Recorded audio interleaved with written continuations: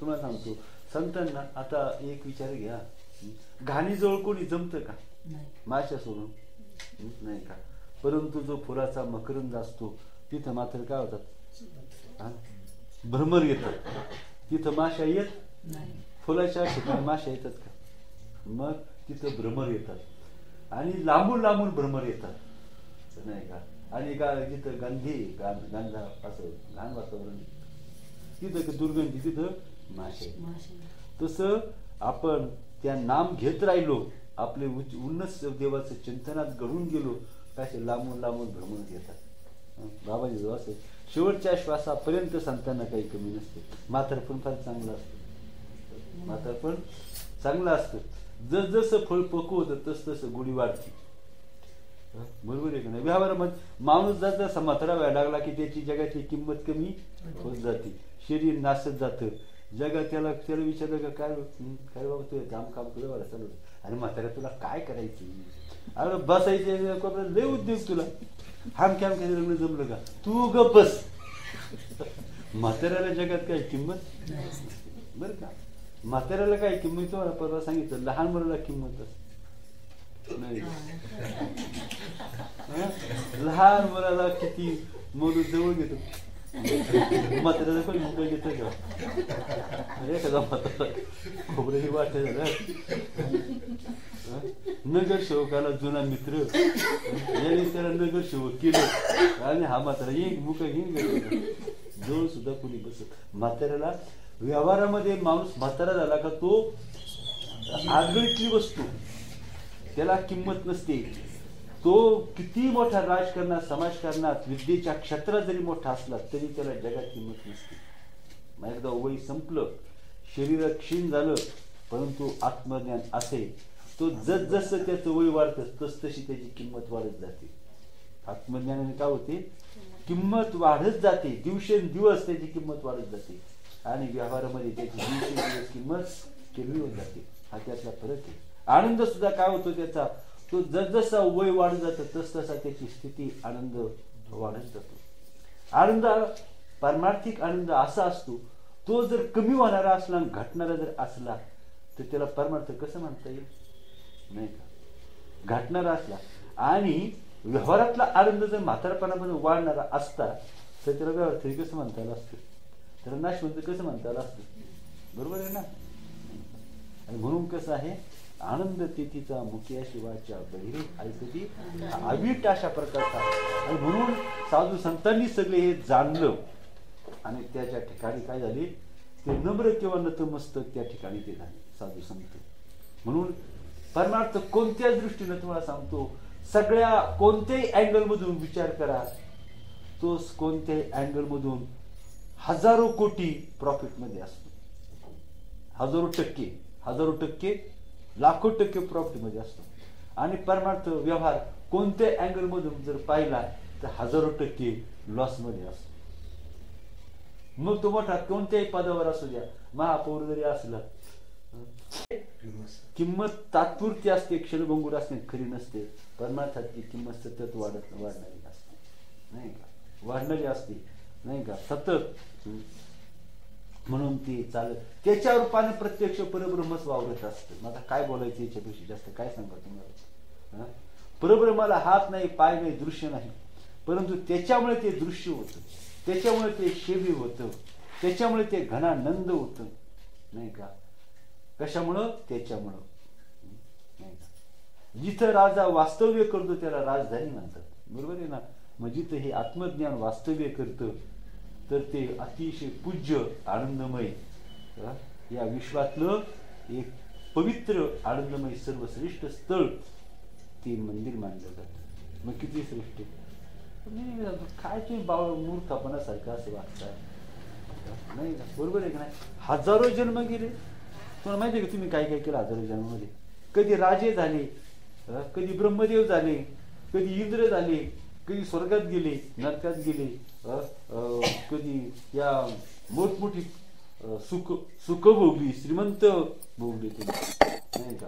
उच्च नीच सगळंच काही तुम्ही भोगलं अनेक जन्मामध्ये, परंतु हे पद आत्मज्ञानाची कधी गाठ पडली. आत्मज्ञानाची निश्चित तुमची गाठ पडली नव्हती, मला माहिती. बरोबर आहे का नाही? हजारो तुम्ही जन्म घेतले, पण एकाही जन्मात तुमच्या आत्मज्ञानाची गाठ पडली नाही, हे मला माहिती. कशावरून? कशावरून? आत्मज्ञान. अहो, आत्मज्ञान गाठ पडली असते तुम्ही माझ्यासमोर बसले असते का? आणि आत्मज्ञान प्रगट झालं तुम्ही माझ्या पुढे येतात का? येतात का? येतात नाही ना? येतात का? एकदा आत्मज्ञानाची गाठ पडलो माझ्या पुढे येतात का तुम्ही? अहो, सोडणारच नाही, ती होत येणार नाही. आत्मज्ञानाची गाठ पडलो सोडणारच नाही. बरोबर आहे का नाही? हे आत्मज्ञान अज्ञान सोडतं एकमेकाला. अज्ञान काय करतं? सोडतं. प्रेम द्वेष तोडतो आणि प्रेम जोडतो. काय मुलाचं कधी ताटातूट होते का? किती जरी झालं ताटातूट नसते. तसं म्हणून आतापर्यंत हजारो संसार केले, सगळं मिळालं, पण आत्मज्ञान मिळालं नाही. आता ह्या जन्मात काय विचार करायचा? काही नाही मिळालं तरी चालेल, परंतु काय मिळालं पाहिजे? आत्मज्ञान मिळालं पाहिजे. बरोबर आहे का नाही? ह्या जन्मात हा विचार करायचा. मग पुढं त्याच्याकरता वाटेल ते करण्याची तयारी, वाटेल तो त्याग. आता इथं स्वीकार नाही म्हणत, कारण स्वीकार काय करायचाच नाही, परंतु स्वीकार आहे नाही असं नाही. वाटेल ते आत्मज्ञानासाठी वाटेल ते करण्याचा स्वीकार आणि वाटेल ते वाटेल तो त्याग करण्याची तयारी ही परमार्थामध्ये पाहिजे देवाच्या भेटीसाठी. कारण काय? तिथं देवाची भेट म्हणजे आपली पूर्णपणे कल्याणाचं कल्याण, परम कल्याण. नावच काय त्याचं? परमानंद त्याला म्हणतात. नुसतं आनंद नाही शब्द वापरला, परमानंद नाही अशा प्रकार.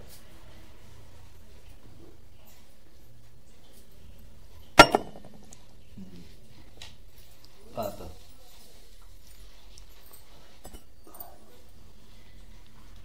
तर जावं आणि श्रीरामांनी वशिष्ठांना प्रश्न विचारला. फक्त आता कालच्याच आपण सगळं स्पष्टीकरण पाहिलं. जाव्यासारखा तो विषय काय आहे? तो पूर्वी सांगितलेल्या ब्रह्मलक्षणात विरोध आहे. मग तुम्ही जे ब्रह्माची लक्षणं सांगितली तर ते ब्रह्माची लक्षणं काय मनाला पटत नाही. तर तेव्हा त्याच्याबद्दल शंका येते. अशी श्रीरामाची शंका येते. ते म्हणतात, श्रीराम म्हणतात, गुरुदेव, महाप्रलयाच्या वेळी सर्व दृश्याचा नाश झाल्यावर जे काही अवशिष्ट राहते ते आकाररहित सत्तत्व असते, हे मला मान्य आहे. मग सगळ्या विश्वाचा नाश झालो काय राहते? त्याचा नाश होतो. अहो, अग्नी जरी त्रिभुवनावर अग्नी वनवे भडकली तरी वनव्या त्या जंगलामध्ये असणार आत्मतत्व ते जळतं का? त्याचा नाश होत नाही. सगळ्याचा नाश होतो, परंतु सगळ्या त्रिभुवन प्रलय होतो. त्रिभुवनाचा जिथं प्रलय काळ होतो आणि त्रिभुवन जिथं नष्ट होतं आणि तिथं काय राहतं? शेष आत्मतत्व, सत्तत्व तिथं शेष राहत. म्हणजे त्याचा कधीही नाश नाही. प्रलय काळ जरी झाला तरी ते आत्मतत्वाचा नाश नाही. मग तुम्ही काय आहात? आत्मतत्व. मग तुमचा आपला नाश आहे का? आपला नाश. मग सगळ्याचा देहाचा नाश आहे, परंतु देह म्हणजे मी नाही. बुद्धीचा नाश आहे, मनाचा नाश आहे, इंद्रियांचा नाश आहे, परंतु ते म्हणजे मी नाही. मग मी जे आहे त्या ज्याला आपण सत्य मी, ओरिजिनल मी, त्याचा नाश नाही. आणि ते मी आहे आणि तेच तुम्ही आहात. ही उपाधी आहे, ही उपाधी भासते. मला सांगितलं, उपाधीचा स्वीकार जर केला नाही तर काहीच व्यवहार, कोणताही व्यवहार करत नाही. बरोबर आहे की नाही? उपाधीचा विकार स्वीकारावाच लागतो. देवाला सुद्धा उपाधीचा, श्रीरामांना उपाधीचा विकार, ह्या देवरूपी उपाधी स्वीकारावी लागली. भगवान श्रीकृष्णांना देवरूपी उपाधी स्वीकारावी लागली. ज्ञानेश्वर महाराजांनी सुद्धा उपाधी स्वीकारावी लागली. ते देवादी देव होते तरी या उपाधीचा स्वीकार त्यांना करावा लागला. परंतु ते जाणून होते ही उपाधीच आहे, ही कामाकरता आहे. आपण वेगळे आहोत, परंतु ही कामाकरता स्वीकारलेली उपाधी आहे. एवढं आपण लक्षामध्ये घ्यायचं. तूप आणलं ते कशा ठेवावं? 2-4 बाटल्या पडल्या होत्या, 2-4 भरण्या पडल्या होत्या. त्यात एक बरणी घेतली, त्यात तूप भरलं. पण कोणत्या बरणी भरलं असतं तरी चाललं असतं. बरणीला महत्व नसतं, तुपाला महत्व असतं. तसं हे जे आत्मतत्व आहे, हे आत्मतत्वाला, जीवतत्वाला व्यवहार करण्यासाठी ही उपाधी धारण केली. मग आता ही उपाधी काय, ही उपाधी काय, ही उपाधी काय, काय फरक पडतो? दिसायला आता ऐका, उपाध्या वरून दिसायला वेगळ्या असतात, परंतु उपाधी वेगळी नसती आणि ती माणसा विनाकारण भ्रमामध्ये टाकते. वस्तुतः उपाधी सुद्धा वेगळी नसते, वेगळी असते उपाधी, तीही वेगळी नसते, पण विनाकारण जीवाला भ्रमामध्ये टाकते. उपाधी सुद्धा कशी असते, तीही वेगळी नसते. आणि मग आता कोणती उपाधी जरी घेतली तरी त्यात फरक नसतो. आणि म्हणून कसं आहे, तुम्ही आम्ही अनेकत्व, आपलं देहाला जरी अनेक असलो तरी खऱ्या अर्थानं आपण अनेक हे काल्पनिक आहे आणि सत्यत्वानं आपण एक आहोत. तुम्ही आम्हीच नाही, सत्यत्वानं विश्व एकच आहे, नाही का? आणि म्हणूनच हेच कळलंय, हे त्याला अद्वैत म्हणतात.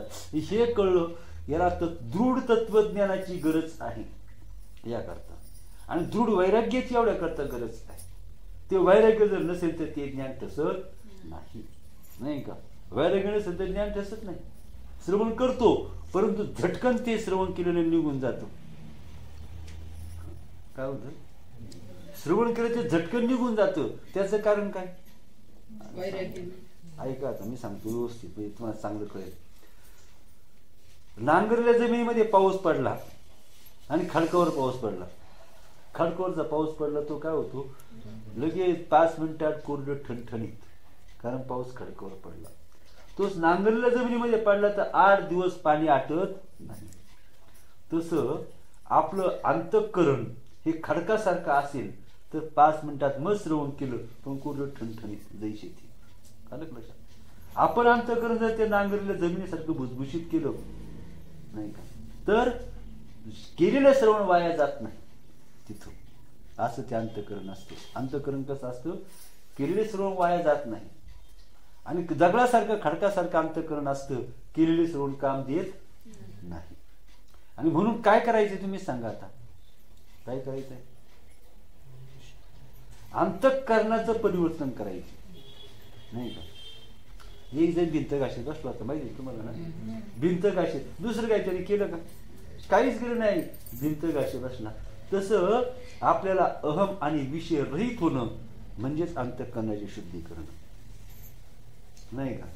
अंतःकरणाची शुद्धी. दुसरं तुम्ही सत्यनारायण केले, तीर्थयात्रा केल्या, दान धर्म केले, अंतःकरण शुद्धी होईल का? त्याने अंतःकरण शुद्धी होणार नाही. अंतःकरणाची शुद्धी कशाने होईल? विषय रहित. विषय रहित होणं हीच अंतःकरण शुद्धीचा उत्तम अशा प्रकारचा उपाय आहे.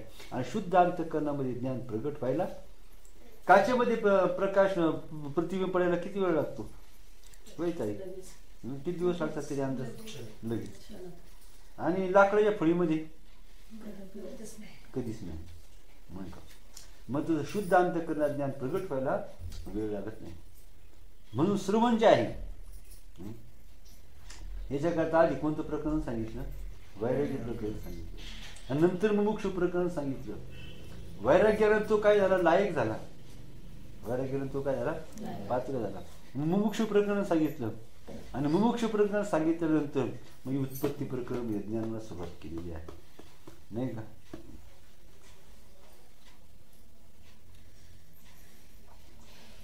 तर जे अवशिष्ट राहते ते सत्तत्व, ते आकाररहित सत्तत्व असते, हे मला मान्य आहे, त्याबद्दल माझ्या मनात संशय नाही. पण ते तू शून्य नाही. पण ते सत्तत्व कसं आहे? शून्य नाही. श्री वैशिष्ट्याने सांगितलं कसं? शून्य नाही, प्रकाश रूपही नाही आणि तम रूपही नाही. म्हणजे प्रकाशही नाही आणि अंधारही नाही, तेजही नाही आणि चिद्रूपही नाही. नंतर बुद्धितत्व, बुद्धी नाही, बुद्धितत्व नव्हे, काही नसून ते काहीच नाही परंतु सर्व आहे. अंधार नाही, प्रकाश नाही, लहान नाही, मोठं नाही, असंही नाही आणि तसं नाही. परंतु असं जरी असलं तरी काही नसून सर्व तेच आहे. हे जे तुम्ही सांगितलं ते काय माझ्या बुद्धीला विरोध झालो नाही, असं रामांनी वैशिष्ट्यांना विचारलं. तर या आपल्या विधानाने माझ्या मनात मोठा संशय निर्माण झाला, बुद्धीमध्ये गोंधळ झालेला आहे. यासाठी आपण आपले म्हणणे मला स्पष्ट करून सांगा. वैशिष्ट्य मात्र ते राघवा, तुझा हा प्रश्न मोठा विचित्र आहे. माझ्या बोलण्याचा आशय तुला नीट न समजल्यामुळे तू संशयात पडलाय. काय वैशिष्ट्याने काय सांगितलं?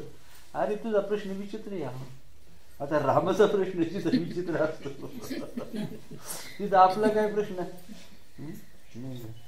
परंतु श्रीरामांनी नंतर प्रश्न कसाही असू द्या, परंतु नंतरची स्थिती महत्वाची ती श्रीराम तृप्त झाले, तिथं पूर्ण झाले, नाही का? आपल्यासारखे प्रश्न विचारित बसले नाही. तर माझ्या बोलण्याचा आशय तुला नीट समजला नसल्यामुळे तू संशयात पडला आहेस.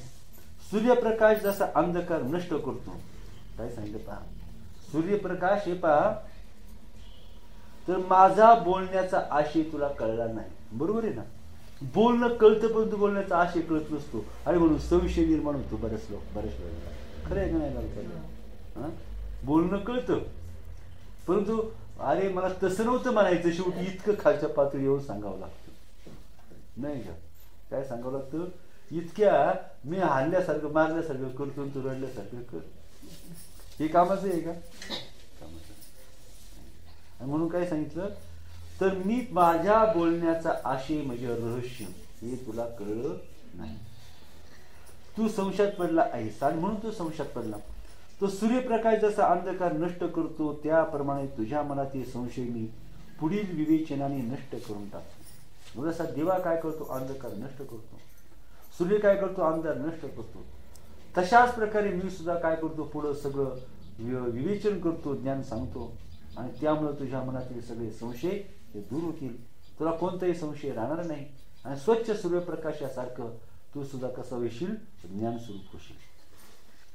महाप्रलयानंतर शेष राहणारे सत शून्य कसे नाही हे मी प्रथम सांगतो. महाप्रलय झाल्यानंतर काय शिल्लक राहतं, सत, नाही का? सतत्व शिल्लक राहतं. हे घर पडलं, कोणते घर पडलं, शिल्लक काय राहतं. आता आकाशही नष्ट झालं, मग काय शिल्लक राहतं, सतत्व शिल्लक राहतं. सतत्व. आता तुम्हाला सांगतो, आकाश नष्ट झालं हे तुम्हाला कळलं का नाही? आकाश नष्ट झालं हे माणसाला कळावं का नाही? कळलं पाहिजे का नाही? ह्या आकाश नष्ट, हे अर्जुनाला कळलं आकाश नष्ट झालं, हे कोणाला कळलं? कळलं का नाही अर्जुनाला? आकाश नष्ट झालं. मग आता घर पडलं परंतु घराचं आकाश अजून नष्ट झालं नाही, हे कळलं पाहिजे. हे कशावरून सांगायचं आकाश नष्ट झालं नाही? आकाश काय, आकाश हे नष्ट झालं. आकाश कुणी नष्ट केलं? प्रकाशाने अंधकार नष्ट केला. तसं घनदाट भरलेल्या आत्मतत्वानं काय केलं, तर हे अवकाश नष्ट केलं. बदल ना. तुम्ही आता मडकं घेतलं, मोकळं मडकं घेतलं, त्यामध्ये काय आहे, आकाश, पण त्याच्यामध्ये पाणी भरलं, आकाश नष्ट झालं का नाही? कशावरून नष्ट झालं? तिथं काय दुसरं ठेवण्यासाठी आकाशाचा वापर केला जातो, पण पाणी भरल्यामुळे ते पाण्याने काय केलं, ते आकाश नष्ट केलं, नाही का? मग तशा प्रकारे ब्रह्माने काय केलं, ते आकाश. जेव्हा ब्रह्मतत्व भरलं जातं तेव्हा आकाश नष्ट होतं. हे आकाश नष्ट कधी होईल? जेव्हा ब्रह्मतत्व भरलं जातं तेव्हा ते आकाश नष्ट होतं. मग आता ब्रह्मतत्व कुठून आणायचे? गाडीची गाड्या हे भरायला, होय समजा. हे आकाश नष्ट करण्यासाठी एवढं ब्रह्म कुठून आणायचं?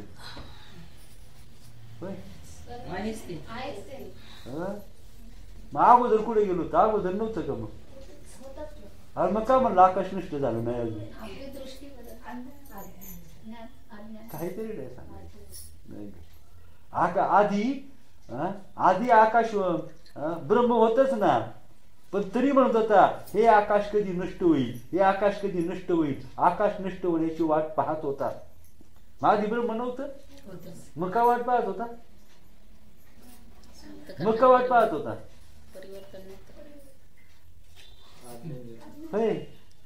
पाहिलं का? तोंड बंद झालं का नाही? झालं का नाही सांगितलं तोंड बंद?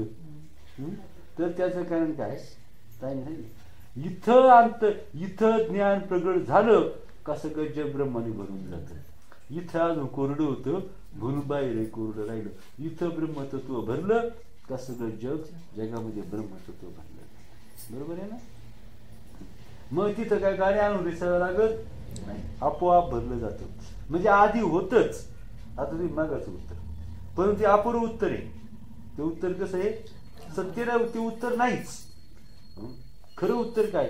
इथं आत्मतत्वानं अंतःकरण भरून गेलं का सगळं जग काय होतं, मग आणि ब्रह्म आणि आनंद वेगळा आहे का? ब्रह्म आणि दुःख एक आहे का? ब्रह्माचा आणि दुःखाचा काय संबंध आहे? काहीतरी संबंध असला पाहिजे ना. त्यांचा विरोधी संबंध आहे. त्यांचा संबंध कसा आहे? विरोधी संबंध आहे. जिथं ब्रह्म आहे तिथं दुःख आहे, जिथं दुःख आहे तिथं ब्रह्म. हा म्हणून मला भयंकर समजून घ्यायचं नाही का? समजून घ्यायचं. काय समजून घ्यायचं?